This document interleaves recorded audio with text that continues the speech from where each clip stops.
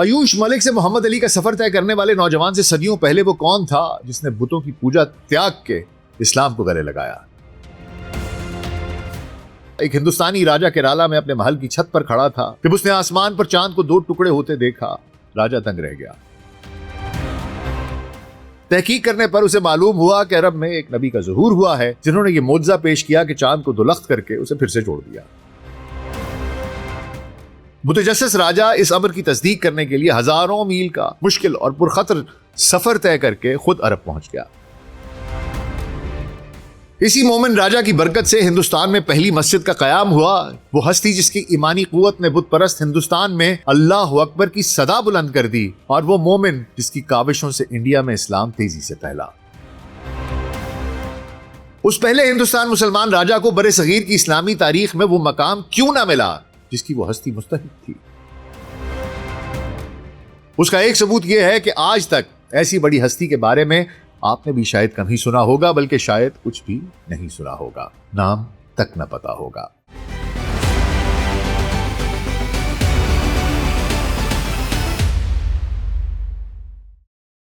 Global search podcast doctor Nasir Baig کے ساتھ آپ کی خدمت میں حاضر ہیں جی۔ السلام علیکم حضور۔ آج پاکستان، بنگلہ دیش اور خود انڈیا کے سارے مسلمان بہت خوش ہیں کہ ایک ہندو کروڑ پتی کے اکلوتے بیٹے عیوش ملک نے اسلام قبول کر لیا ہے، اور اب الحمدللہ وہ محمد علی ہو چکا ہے۔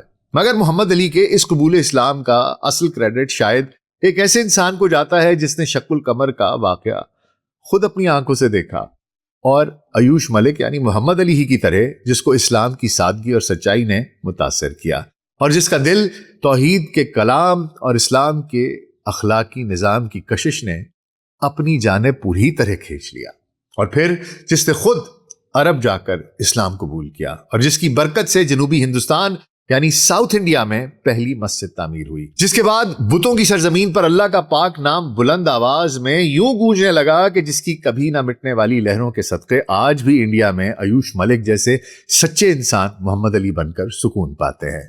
آج ہم اسی عظیم انسان اور انڈیا کے اس پہلے مسلمان راجہ کے بارے میں جانیں گے، وہ ہستی جو شہنشاہ اکبر اور مغل اعظم کے دلیپ کمار سے کہیں زیادہ اہم ہے، مگر جس کے بارے میں جیسے کوئی جانتا ہی نہیں۔ آج ہم اسی نورانی شخصیت سے آپ کو روشناس کروائیں گے کہ شق القمر کے نور نے جس ہندوستانی راجہ کے دل کو گرما دیا۔ تو حضور اگلے 10 سے 15 منٹ کے لیے دھیان ذرا ادھر، اور اگر ہمارا کنٹینٹ پسند آ رہا ہے تو ویڈیو کو لائک اور چینل کو سبسکرائب کر دیجیے گا۔ تو آئیے آغاز کرتے ہیں۔ روایت کے مطابق ایک رات راجہ اپنے محل کی چھت پر موجود تھا، آسمان صاف تھا۔ اچانک اس نے دیکھا کہ چاند 2 حصوں میں تقسیم ہو گیا۔ محل کے درباری بھی حیران رہ گئے۔ کچھ دیر بعد چاند دوبارہ ایک ہو گیا۔ راجہ سخت پریشان ہوا۔ اس نے نجومیوں، پنڈتوں اور درباری دانشوروں کو بلایا، مگر کوئی بھی تسلی بخش جواب نہ دے سکا۔ عرب اور ہندوستان کا تجارتی رشتہ صدیوں پرانا ہے۔ عرب تاجر مسالوں اور دیگر اشیاء کی خرید و فروخت کی غرض سے ہندوستان آیا کرتے تھے۔ اس واقعے کے کچھ عرصے کے بعد عرب تاجروں کا ایک گروہ کیرالا پہنچا تو راجہ نے دوران گفتگو ان سے اس عجیب واقعے کا ذکر کیا، جس پر تاجروں نے بتایا کہ عرب میں ایک نبی ظاہر ہوئے ہیں، محمد صلی اللہ علیہ وآلہ وسلم۔ ان کے معجزات میں سے ایک معجزہ شق القمر بھی ہے۔ یہ سن کر راجہ حیرت زدہ رہ گیا۔ اس راجہ کا نام تھا چیرامان پیرومل۔ چیرامان پیرومل اس وقت کیرالا کی چیرا سلطنت کا ایک مشہور حکمران تھا۔ راجہ ایک متجسس شخصیت تھا۔ وہ فلکیاتی واقعات، روحانیت اور مذہبی سوالات میں دلچسپی رکھتا تھا۔ اس زمانے میں جنوبی ہندوستان میں آج کے معنوں میں منظم ہندو مت نہیں تھا، بلکہ مختلف مذہبی روایات موجود تھیں۔ چیرا خاندان عمومی طور پر شیو مت اور مقامی دراوڑی مذاہبی روایات سے وابستہ سمجھا جاتا تھا۔ سنگی معبودوں کی پرستش، مندروں کی سرپرستی اور روایتی شاہی رسوم ان کے مذہبی نظام کا حصہ تھیں۔ شق القمر کے واقعے نے شیرا سلطنت میں صدیوں سے قائم اس مذہبی نظام کی بنیادیں ہلا دی۔ روایت کے مطابق راجہ چیرامان پیرومل اس نے فیصلہ کیا کہ وہ چاند کے 2 ٹکڑے کرنے والے نبی کے بارے میں خود تحقیق کرے گا۔ یہ غیر معمولی فیصلہ تھا۔ ذرا سوچئے، ایک ہندوستانی بادشاہ راجہ ہزاروں کلومیٹر دور عرب کی طرف سفر، سمندری طوفان، بحری قزاق، اجنبی زبانیں، مگر ان سب مشکلات اور خطرات کے باوجود وہ دیوانہ اپنی منزل کی جانب روانہ ہو گیا۔ کیا راجہ واقعی عرب گیا تھا؟ بیشتر مسلم روایات کا جواب ہے ہاں۔ روایت کے مطابق راجہ اپنا تخت جو ہے وہ اپنے رشتہ داروں کے سپرد کر کے عرب روانہ ہوا۔ وہ عمان اور پھر حجاز پہنچا۔ کیا راجہ کی ملاقات رسول کریم صلی اللہ علیہ وآلہ وسلم سے ہوئی؟ یہ سب سے اہم سوال ہے۔ روایت کے مطابق جی ہاں، راجہ نے مدینہ پہنچ کر اللہ کے آخری رسول حضرت محمد مصطفیٰ صلی اللہ علیہ وآلہ وسلم سے ملاقات کی، اسلام قبول کیا اور ایک نیا اسلامی نام اختیار کیا۔ مختلف روایات میں مختلف نام ملتے ہیں۔ سب سے زیادہ مشہور نام ہے تاج الدین، کچھ روایات میں عبداللہ، سموزری یا اس سے ملتے جلتے نام بھی بیان ہوتے ہیں۔ تاہم اس بارے میں قطعی تاریخی اتفاق موجود نہیں ہے۔ اب سوال یہ بھی ہے کہ راجہ کی ملاقات اگر آقائے دو جہاں سے ہوئی تھی تو کیا وہ صحابی تھے؟ اسلامی تعریف کے مطابق جس شخص نے نبی کریم صلی اللہ علیہ وآلہ وسلم کو ایمان کی حالت میں دیکھا اور مسلمان ہو کر وفات پائی وہ صحابی شمار ہوتا ہے۔ اسی بنیاد پر بعض علماء اور مورخین راجہ چرمان کو صحابی قرار دیتے ہیں، لیکن چونکہ ملاقات کے تاریخی ثبوت قطعی نہیں، اس لیے تمام علماء اس رائے سے متفق نہیں، لہٰذا روایتی مسلم نقطہ نظر میں انہیں صحابی سمجھا جاتا ہے، مگر جدید محققین اس بارے میں احتیاط سے بات کرتے ہیں۔ روایت کے مطابق راجہ صاحب نے اسلام قبول کرنے کے بعد ہندوستان واپس آنے کا ارادہ کیا، مگر وہ راستے میں بیمار پڑ گئے۔ کہا جاتا ہے کہ ان کا انتقال موجودہ عمان کے علاقے ظفار یا سلالہ کے قریب ہوا، وہیں ان کی قبر سے منسوب ایک مقام بھی موجود ہے۔ وفات سے پہلے راجہ صاحب نے اپنی ریاست کے نام خطوط لکھے۔ ان خطوط میں انہوں نے اپنے وطن کے حکمرانوں کو احکامات جاری کیے کہ عرب سے آنے والے مسلمانوں کا خوش دلی سے استقبال کیا جائے اور ان کی تبلیغ میں کوئی رکاوٹ نہ ڈالی جائے۔ یہی خطوط بعد کی اسلامی روایات میں انتہائی اہم سمجھے جاتے ہیں، اور حضور یہی وہ مقام ہے جہاں ایک اور اہم شخصیت منظر پر آتی ہے، حضرت مالک بن دینار رحمۃ اللہ علیہ اور ان کے ساتھی۔ کیرالہ کی مسلم روایت میں حضرت مالک بن دینار رحمۃ اللہ علیہ کا مقام انتہائی بلند ہے۔ روایت کے مطابق وہ تابعین میں سے تھے اور اسلام کی دعوت لے کر عرب سے ہندوستان آئے۔ ان کے ساتھ مبلغین اور علماء کا ایک قافلہ بھی تھا۔ یہ قافلہ عمان اور یمن سے سمندری راستے کے ذریعے کیرالہ پہنچا تھا۔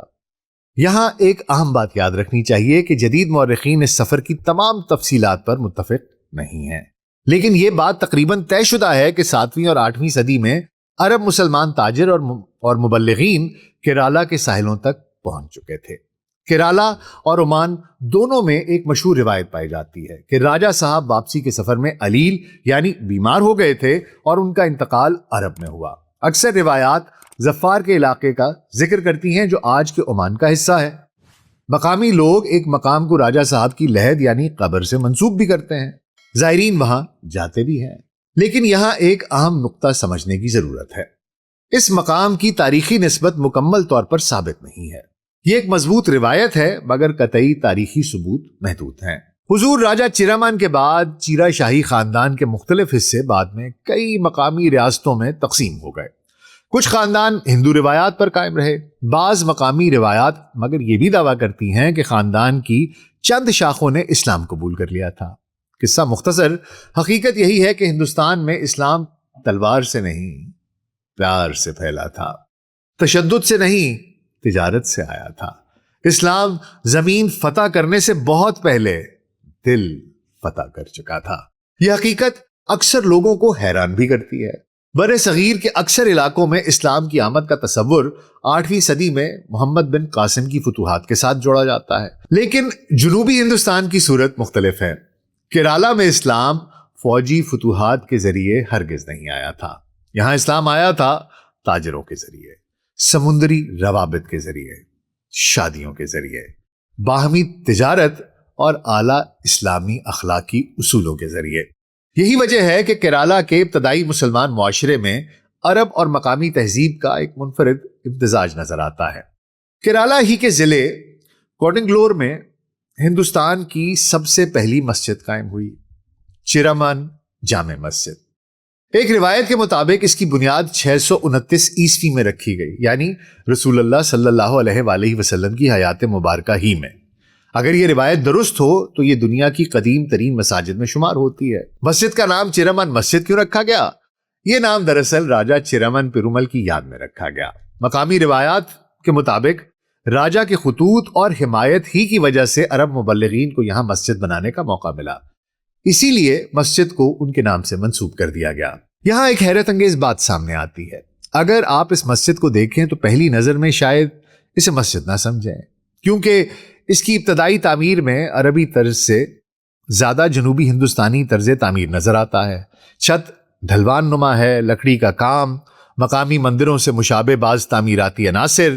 یہ اس بات کی علامت ہے کہ اسلام جب یہاں پہنچا تو اس نے مقامی ثقافت کے ساتھ ایک پرامن ہم آہنگی پیدا کی، اور آج اسلام پر جو یہ الزام عائد کیا جاتا ہے کہ مسلمان جہاں بھی جاتے ہیں وہاں گھل مل کر نہیں رہتے اور اپنا غلبہ ہر حال میں قائم کرنا چاہتے ہیں، کیرالہ کی یہ مسجد آج بھی ایسے متعصب نقادوں کا منہ بند کرنے کے لیے کافی ہے۔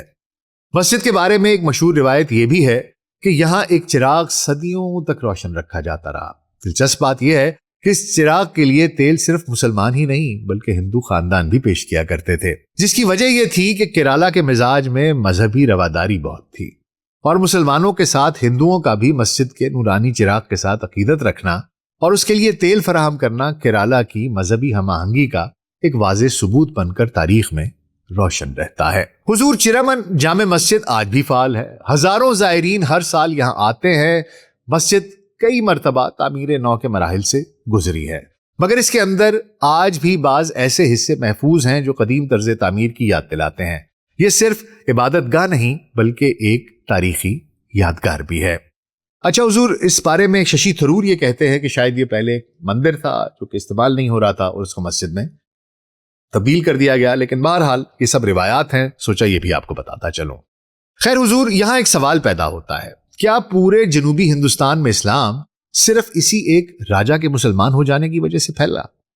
جواب ہے، راجا چرمان بارش کا پہلا قطرہ ثابت ہوا۔ کیرالہ میں اسلام کے فروغ کی بہت سی وجوہات تھیں: تجارت، عرب تاجروں کی ایمانداری، بین الاقوامی روابط، بحیرہ عرب کے تجارتی راستے، مقامی معاشرت، کیرالہ کا کھلا اور تجارتی مزاج، بین المذاہب تعلقات، مقامی آبادی اور عرب مسلمانوں کے درمیان رشتے اور شادیاں۔ اب ایک اور اہم سوال، راجا کے بعد اس کے خاندان میں کسی نے اسلام کے فروغ میں کردار ادا کیا یا نہیں؟ یہاں ہمیں ایک تاریخی مشکل پیش آتی ہے۔ راجا چرمان کے بعد ان کے خاندان کی مکمل اور مسلسل تاریخ محفوظ نہیں ہے۔ ایسا کوئی مستند ثبوت نہیں ملتا کہ ان کے کسی خاص بیٹے یا پوتے نے منظم اسلامی تحریک کی قیادت کی ہو۔ البتہ مقامی روایات میں بعض شاہی خاندانوں اور سرداروں کے اسلام دوست رویے کا تذکرہ ضرور ملتا ہے۔ ایک دلچسپ اور اہم سوال یہ ہے کہ راجا چرمان کی داستان اتنی مشہور ہے تو پھر انہیں ہمارے یہاں وہ مقام کیوں نہیں ملا جس کے وہ مستحق ہیں؟ اس کی پہلی وجہ تو حضور ہے کہ تاریخی ابہام۔ راجا سے متعلق بہت سی تفصیلات روایات پر مبنی ہیں۔ جدید تاریخ دان قطعی ثبوت مانگتے ہیں، اور جب ثبوت محدود ہوں تو شخصیات تاریخ کی مرکزی کتابوں سے آہستہ آہستہ غائب ہونے لگتے ہیں۔ دوسری وجہ شمالی ہندوستان کا غلبہ۔ بر صغیر کی مسلم تاریخ لکھنے والوں کی توجہ زیادہ تر مرکوز رہی محمد بن قاسم، محمود غزنوی، غوری، دہلی سلطنت اور پھر مغل سلطنت پر۔ نتیجتاً جنوبی ہندوستان کی ابتدائی اسلامی تاریخ پس منظر میں چلی گئی۔ تیسری وجہ جنوبی ہندوستان میں اسلام کی پرامن آمد ہے۔ حضور، تاریخ کی کتابیں اکثر جنگوں کو یاد رکھتی ہیں، تجارت کو نہیں۔ فوجی فتوحات کو یاد رکھتی ہیں، تاجروں کے اخلاق کو نہیں۔ کیرالہ میں اسلام زیادہ تر پرامن رابطوں کے ذریعے پھیلا، اس لیے یہ داستان نسبتاً کم مشہور رہی، ورنہ راجا چرمن کا مقام آج تاریخ میں کچھ اور ہی ہوتا۔ یہ ایسا ہی ہے کہ آج کے دور میں جو ٹک ٹاکر زیادہ مسالہ ڈالتا ہے، ریلیں اسی کی وائرل ہوتی ہیں۔ اچھا حضور، ایک سوال یہ بھی اٹھایا جاتا ہے کہ کیا راجا چرمان واقعی ہندوستان کے پہلے مسلمان تھے؟ یہ ایک ایسا قدیم سوال ہے جس پر آج بھی بحث جاری ہے۔ عقیدت مند مسلمان کہتے ہیں جی ہاں، لیکن بعض مورخین کا کہنا ہے یہ ممکن ہے مگر اس کے قطعی ثبوت موجود نہیں۔ واقعہ کچھ بھی ہو، مگر ایک بات تقریباً یقینی ہے، کیرالہ کا علاقہ اسلام سے بہت ابتدائی دور میں آشنا ہو چکا تھا، اور جنوبی ہندوستان میں اسلام کی جڑیں محمد بن قاسم کی فتح سندھ سے بھی پہلے کی ہیں۔ اب ہم داستان کے سب سے نازک اور دلچسپ حصے میں داخل ہوتے ہیں، کیونکہ اب سوال صرف یہ نہیں کہ کیا ہوا تھا، بلکہ یہ بھی ہے کہ لوگوں نے کیا یاد رکھا۔ اور بعض اوقات تاریخ سے زیادہ طاقتور چیز یادداشت ہوتی ہے۔ سوچئے، اگر 7ویں صدی میں واقعی ایک ہندوستانی راجا اسلام قبول کرتا ہے تو یہ صرف ایک مذہبی واقعہ نہیں رہتا، یہ تہذیبوں کے درمیان ایک پل بن جاتا ہے۔ ایک طرف مالابار کا ساحل، دوسری طرف عرب کا صحرا، ایک طرف ہندو راجا، دوسری طرف رسول کریم صلی اللہ علیہ وآلہ وسلم کا الہامی اور آفاقی پیام۔ اسی لیے بیتی صدیوں کے دوران راجا چیرامن صرف ایک تاریخی شخصیت نہیں رہے، وہ ایک علامت بن گئے۔ یہ سوال بھی بہت دلچسپ ہے، اگر اس واقعے کے تمام شواہد موجود نہیں تو پھر یہ داستان 1000 برس تک کیسے زندہ رہی؟ اس کا جواب مالابار کے ساحل میں چھپا ہے۔ کیرالا کے مسلمانوں نے اس داستان کو صرف کتابوں میں محفوظ نہیں رکھا، بلکہ مساجد میں، خاندانوں کی روایات میں، مقامی قصوں میں، لوک شاعری میں اور اجتماعی یادداشت میں اسے نسل در نسل منتقل کیا گیا۔ حضور، کیرالا کے مسلمانوں کو عام طور پر مپلایا موپلا کہا جاتا ہے۔ یہ برادری جنوبی ہندوستان کی قدیم ترین مسلم برادریوں میں شمار ہوتی ہے۔ ان کے ہاں راجا چیرامن صرف ایک تاریخی کردار نہیں بلکہ انڈیا میں اسلام کی آمد کی علامت ہے۔ راجا کی داستان بچوں کو سنائی جاتی رہی، علماء اسے بیان کرتے رہے اور وہ مقامی تاریخ کا حصہ بنتی چلی گئی۔ بے شک فلک پر مہتاب جب دولخت ہو کر پھر ایک ہو گیا تو اس معجزے کا نور کیرالا کو بھی روحانی طور پر روشن کر گیا۔ مگر کیا شق القمر کا واقعہ صرف کیرالا کی روایت ہے؟ دلچسپ بات یہ ہے کہ دنیا کے مختلف حصوں میں بھی ایسی روایات ملتی ہیں کہ لوگوں نے شق القمر کا مشاہدہ کیا تھا۔ چین، ہندوستان اور بعض دیگر خطوں کے بارے میں بھی عوامی روایات موجود ہیں، لیکن مورخین کے نزدیک ان میں سے اکثر روایات بعد کے زمانوں میں مرتب ہوئیں، اس لیے انہیں مستند تاریخی ثبوت نہیں مانا جاتا۔ تاہم مذہبی اور عوامی روایت میں اس داستان کا مقام الگ اور معتبر ہے۔ اچھا حضور، یہ بھی دیکھ لیتے ہیں کہ جدید مورخین کیا کہتے ہیں۔ جدید تاریخ دان عموماً 3 باتیں تسلیم کرتے ہیں۔ پہلی بات، 7ویں صدی سے عرب تاجروں کی کیرالا میں موجودگی ایک تاریخی حقیقت ہے۔ دوسری بات، اسلام جنوبی ہندوستان میں انتہائی ابتدائی دور میں پہنچ چکا تھا۔ تیسری بات، چیرامن پیرومل کی داستان نے کیرالا کی اسلامی شناخت کی تشکیل میں اہم کردار ادا کیا۔ لیکن اختلاف کہاں ہے؟ اختلاف کچھ ان نکات پر ہے کہ کیا راجا پیرومل واقعی عرب گئے تھے؟ کیا انہوں نے رسول اللہ صلی اللہ علیہ وآلہ وسلم سے ملاقات کی تھی؟ کیا وہ صحابی تھے؟ کیا چیرامن مسجد واقعی 629 میں تعمیر ہوئی؟ ان سوالات کے جوابات پر مکمل اتفاق موجود نہیں ہے، مگر یہ سب کچھ اگر ثابت نہ ہو تو کیا داستان کی اہمیت کم ہو جاتی ہے؟ یہ ایک فلسفیانہ سوال ہے۔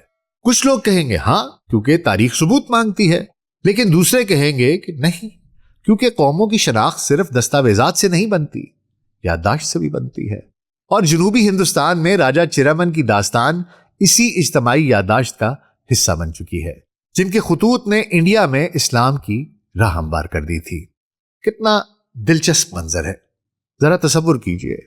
7ویں صدی کا مالابار، سمندر کے کنارے مسالوں سے بھرے جہاز، عرب تاجر، مقامی راجے، ہندو مندر، یہودی تاجر، مسیحی برادریاں اور انہی ساحلوں پر اسلام کا پہلا تعارف۔ یہ تصویر ہمیں بتاتی ہے کہ ہندوستان کی تاریخ صرف جنگوں کی تاریخ نہیں، یہ تہذیبوں کی باہمی ملاقات کی تاریخ بھی ہے، جن ملاقاتوں کی بنیاد رکھنے میں راجا چیرامن پیرومل نے اہم کردار ادا کیا تھا۔ ایسے میں سوال تو بنتا ہے کہ کیا راجا چیرامن واقعی بادشاہ بابر اور ہمایوں وغیرہ سے زیادہ تکریم کے مستحق ہے؟ اگر ہم مسلم روایات کو قبول کریں تو یقیناً، کیونکہ اس روایت کے مطابق وہ ہندوستان کے پہلے مسلمان حکمران تھے، پھر جنہوں نے انڈیا میں اسلام کے فروغ کا باقاعدہ اور پرجوش آغاز کیا تھا۔ اور اگر ہم صرف سخت تاریخی معیار اختیار کریں تب بھی ان کا مقام اہم رہتا ہے، کیونکہ ان کے گرد بننے والی روایت نے 1000 سال تک جنوبی ہندوستان کے مسلمانوں کی شناخت کو متاثر کیا۔ تو پھر مسلمان انہیں بھول کیوں گئے؟ شاید اس لیے کہ تاریخ لکھنے والوں کی نظر اکثر سلطنتوں پر رہتی ہے۔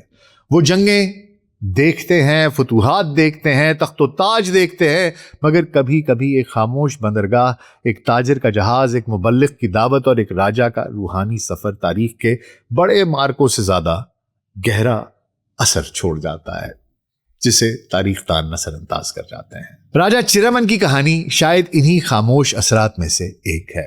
حضور، چاہے آپ اس داستان کو مکمل تاریخی حقیقت سمجھیں، جزوی حقیقت سمجھیں یا ایک عظیم مذہبی روایت، مگر ایک بات تو طے ہے، جن دنوں یورپ اسلام کے نام سے واقف بھی نہیں تھا، ان دنوں عرب اور ہندوستان کے درمیان سمندری راستے قائم تھے۔ اسلام جنوبی ہندوستان کے ساحلوں تک بہت ابتدائی دور میں پہنچ چکا تھا، اور راجا چیرامن پیرومل کی داستان اسی ابتدائی رابطے کی سب سے مشہور یادگار بن گئی۔ شاید اسی لیے مالابار کے ساحلوں پر آج بھی جب قدیم مسجدوں کی اذانیں گونجتی ہیں تو تاریخ، روایت اور عقیدت تینوں مل کر ایک ہی سوال پوچھتی محسوس ہوتی ہیں: کیا واقعی ایک ہندوستانی راجا نے چاند کو 2 ٹکڑے ہوتے دیکھا تھا؟ اس سوال کا جواب جو بھی ہو، اس داستان نے 1000 برس سے زیادہ عرصے تک کروڑوں لوگوں کے تخیل، ایمان اور تاریخی شعور کو زندہ رکھا ہے، اور یہی کسی بھی عظیم داستان کی اصل طاقت ہوتی ہے۔ حضور، ہندوستان میں اسلام کی آمد کی عظیم داستان کا دوسرا حصہ ہے نارتھ انڈیا، یعنی شمالی بھارت میں اسلام کا فروغ۔ وہاں کس نے اسلام سب سے پہلے قبول کیا اور وہاں مجموعی طور پر اسلام کا نور کیسے پھیلا؟ بادشاہوں اور صوفیاء کرام میں سے کس کا کردار انڈیا میں اسلام کے فروغ میں زیادہ اہم رہا؟ اگر آپ چاہیں گے تو گلوبل سچ یہ دلچسپ سچائی بھی آپ کے سامنے پیش کر دے گا، مجھے کامنٹس میں بتائیے گا، تو حضور جیسا آپ کا حکم ہوگا ویسا کر لیں گے۔ تب تک کے لیے مجھے اجازت دیجیے، اپنا بہت خیال رکھیے گا، شکریہ۔